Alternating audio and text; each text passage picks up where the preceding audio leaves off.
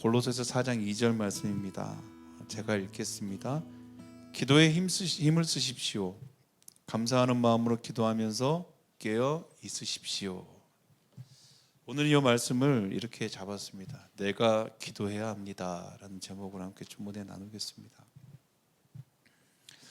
많은 그리스도인들이요, 자신의 기도 제목을 다른 사람들에게 이렇게 부탁을 합니다. 이렇게 기도해달라고 이렇게 많이 부탁을 하죠. 기도 제목을 나누고 또 공동체가 하나님의 마음으로 서로를 위해 이렇게 기도합니다. 이 기도하는 일들은 참 너무 아름다운 일입니다. 더 적극적으로 교회가 일어서서 이렇게 기도해야 하는 일들이 넘쳐나야 합니다. 함께 기도하는 일들이 퍼져가야 합니다. 근데 문제는 이렇게 기도 부탁하는 것 이 자체가 문제가 되는 게 아니고요, 그 기도를 부탁하는 사람들이 기도하지 않는다는 겁니다.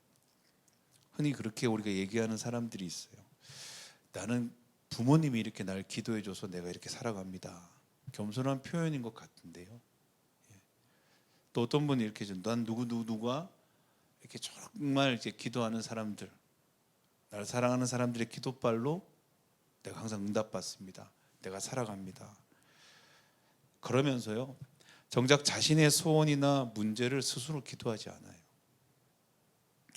우리 가운데 그런 분들이 있을 거예요. 너무 오랫동안 기도하지 않아서 기도하는 방법을 잃어버리고 잊어버린 분들, 그런 그리스도인들이 사실 굉장히 많아요.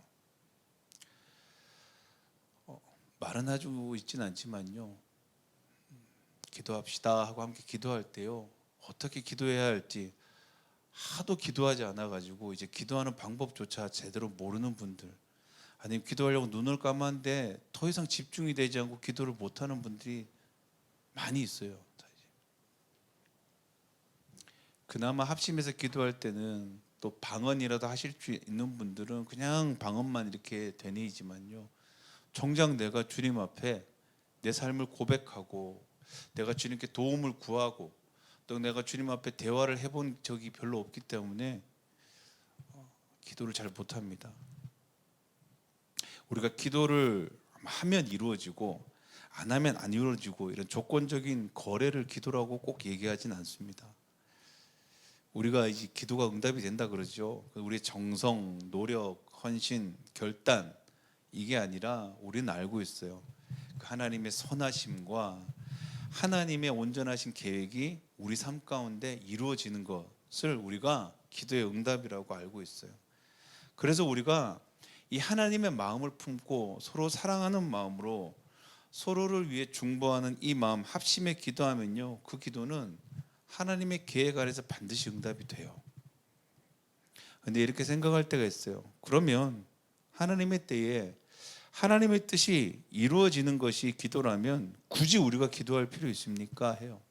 하나님 그분은 완전히 선하시고 우리의 어떠함이 아니라 하나님이 계획하신 일이라면 반드시 이루어질 텐데 굳이 우리가 주님 그거 주십시오, 주님 이거 주십시오라고 우리가 그렇게 간절하게 부르짖을 필요가 있는가라는 거예요. 그렇죠?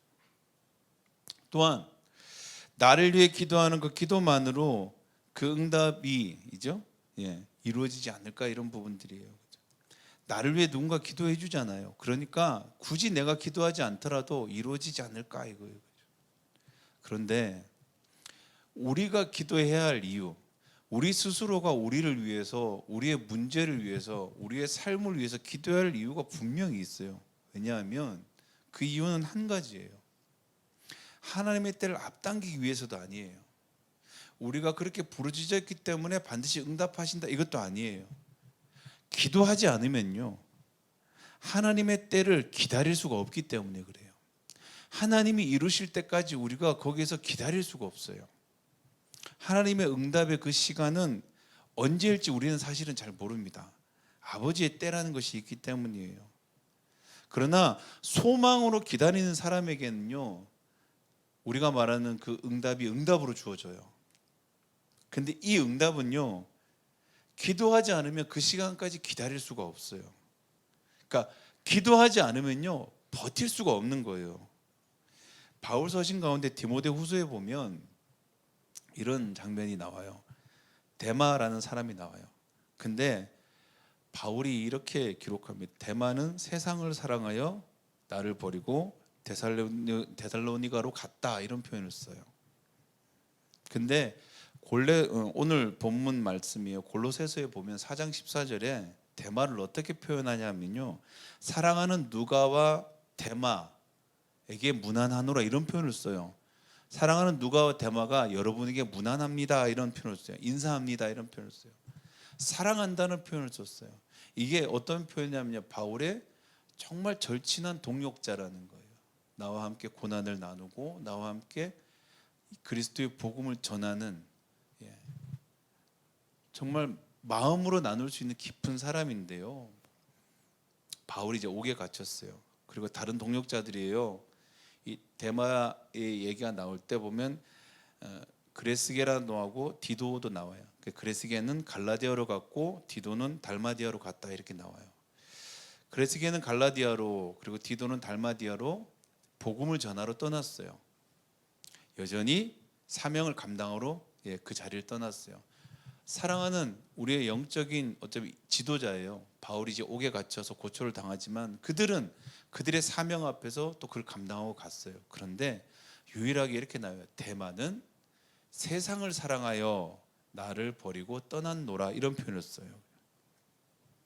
똑같이 오히려 바울이 정말 사랑했다고 누가와 데마라는 표현을 쓰면서 누가 그리고 데마, 이 두 사람을 정말 아꼈다고 나오지만요, 결정적인 순간이에요. 바울이 옥에 갇히고 이제 그들 가운데 어찌할 바를 모를 때요, 누군가는 중심을 흐트리지 않고요, 아버지의 뜻 안에 걸어갔어요.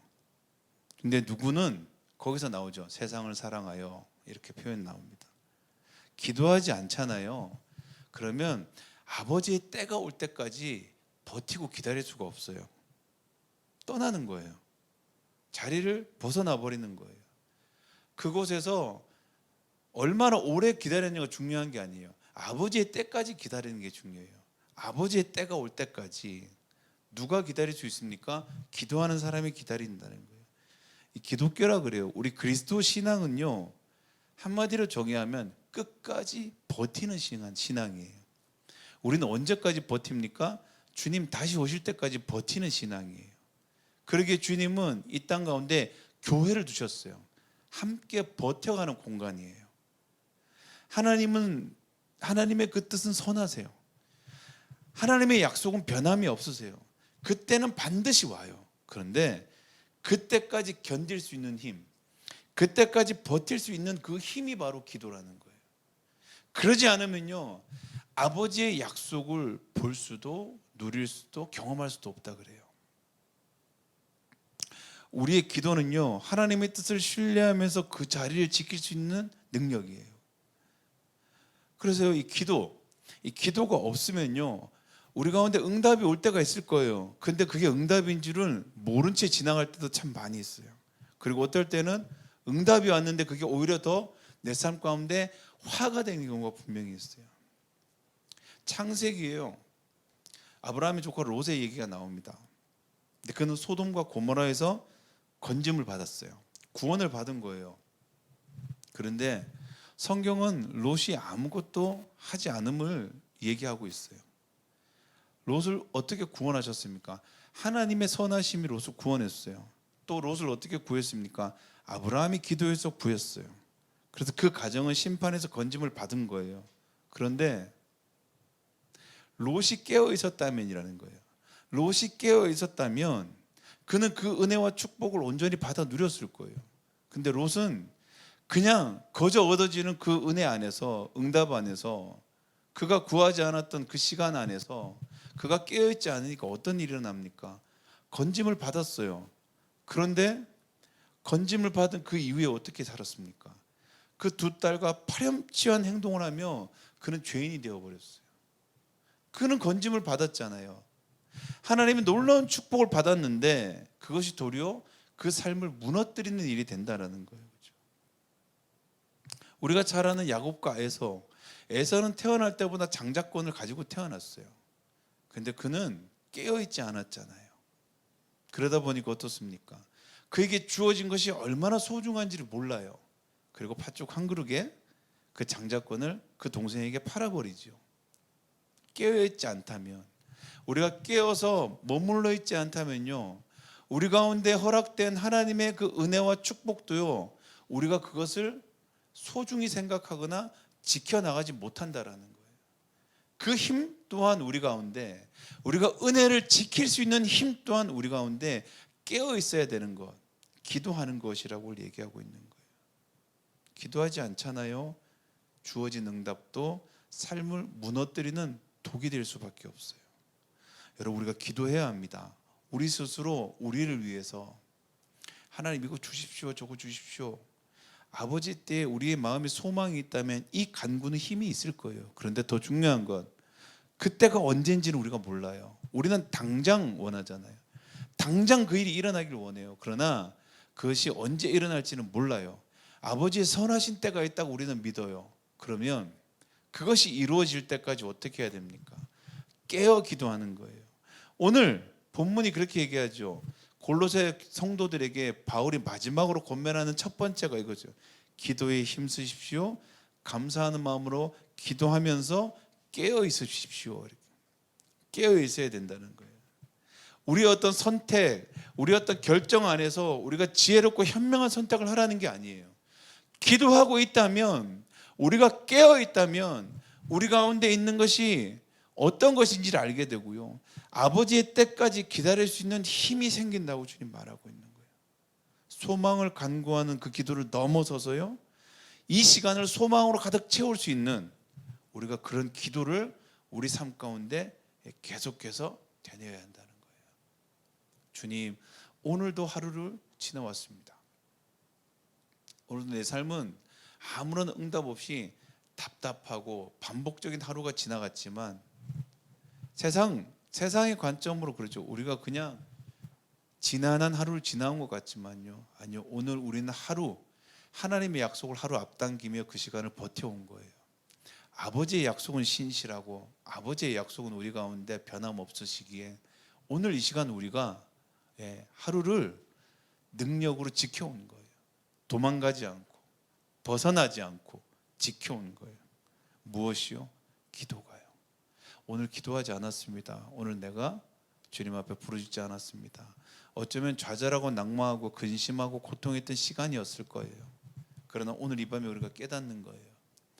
우리가 오늘 하루를, 또 내일 하루를 살아가며 지나갈 때에 기도함으로 그 하루를 하나님의 약속을 소망으로 기다리는 하루가 될 수 있기를. 정말 지옥 같은 일상이 계속 반복될 때가 있어요. 하루하루 이 고통이 언제 끝이 날지 막막하는 시간들이 분명히 있어요.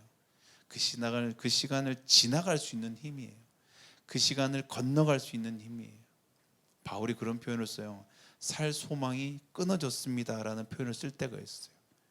그때도 그가 그 생명을 지키고 하루를 지나갈 수 있는 그 힘, 그가 주님 앞에 드렸던 고백, 주님 앞에 드렸던 간구. 오늘 이 시간 우리가 함께 더 기도하고 찬양하면서요, 주님, 우리는 기도해야 합니다. 우리는 기도할 힘이 있습니다. 기도할 이유가 있습니다. 기도할 소망이 있습니다. 오늘 하루 우리가 이 시간을 지나가며 우리가 기도하며 기도의 힘을 얻어서 오늘 하루를 정말 주님 안에서 지나갈 수 있고 버텨갈 수 있으며 하나님의 소망으로 채울 수 있는 시간이 되게 하여 주시옵소서. 우리가 그렇게 기도하고 찬양하며 주님 앞에 나가겠습니다. 기도하시겠습니다. 하나님,